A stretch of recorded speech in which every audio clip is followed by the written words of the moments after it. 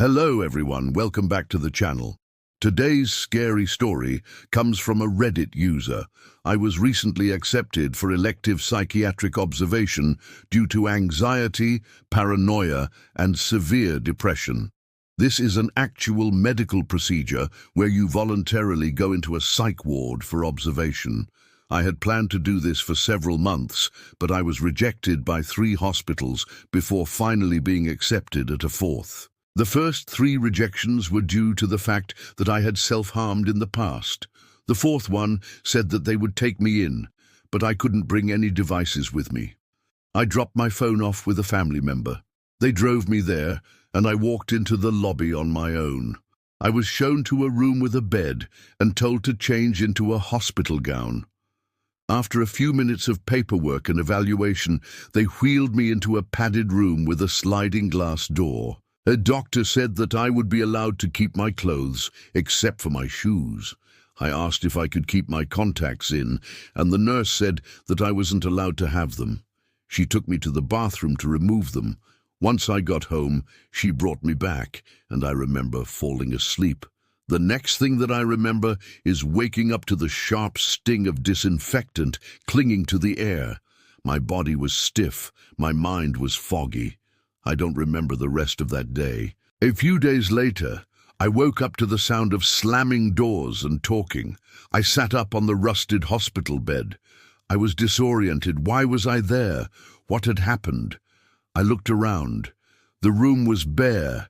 There were no decorations on the walls. The room was cold, unnaturally cold, the kind that seeps into your bones, clings to your skin, and makes you shiver despite a temperature well over 70 degrees. There were no windows. The door was solid wood with a large metal crossbar. There was no handle on my side. There were no pictures or name tags on the door. I was alone. My head pounded.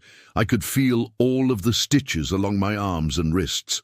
I couldn't remember what had happened since the day before. I stumbled out of bed and onto the tile floor.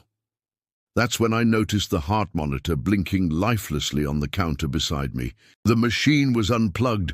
I wasn't hooked to anything. I tried to call out for help, but my throat was raw. No nurses, no doctors, just silence. I walked out into the hallway.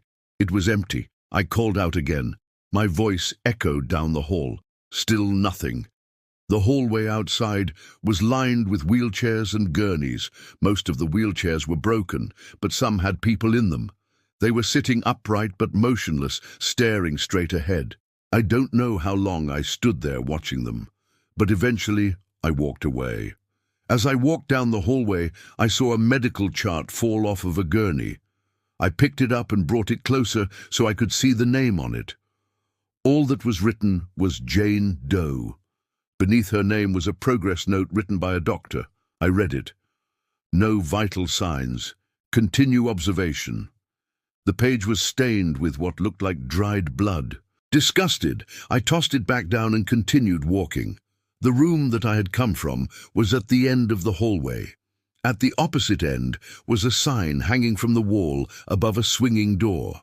The sign read, Ward 13, in faded black and white letters.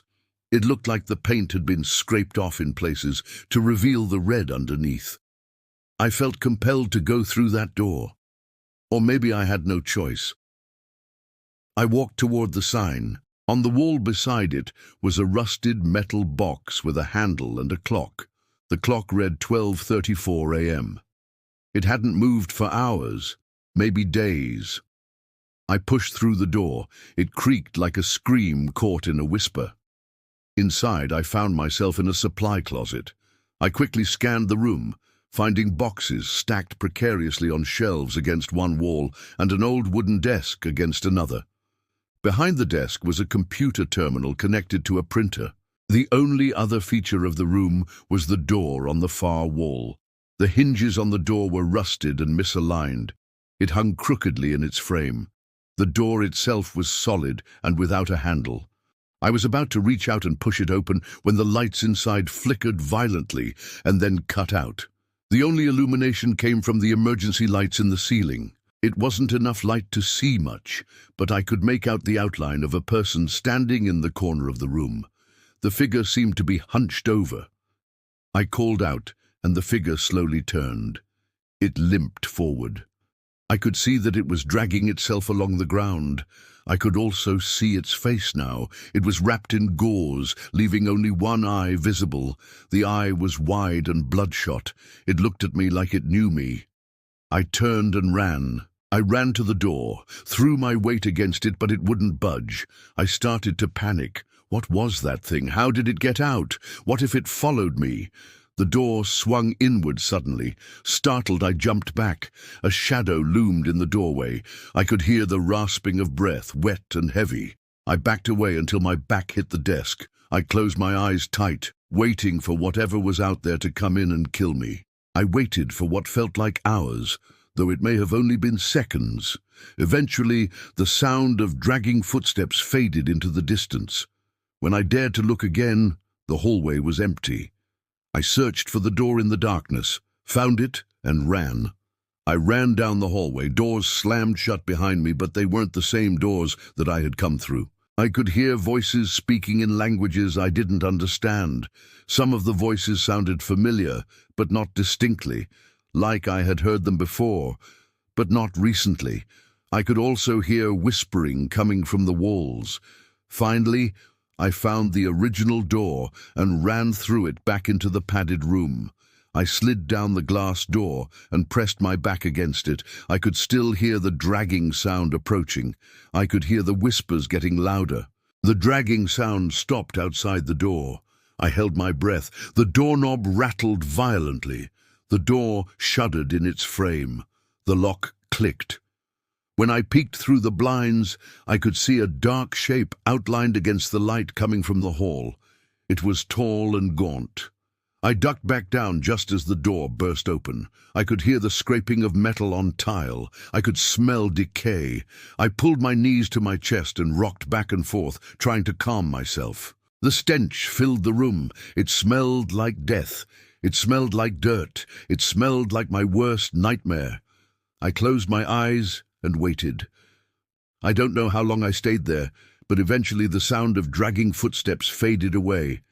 The scratching sounds stopped. The whispering grew faint. I cautiously unlatched the glass door and stepped out into the hall.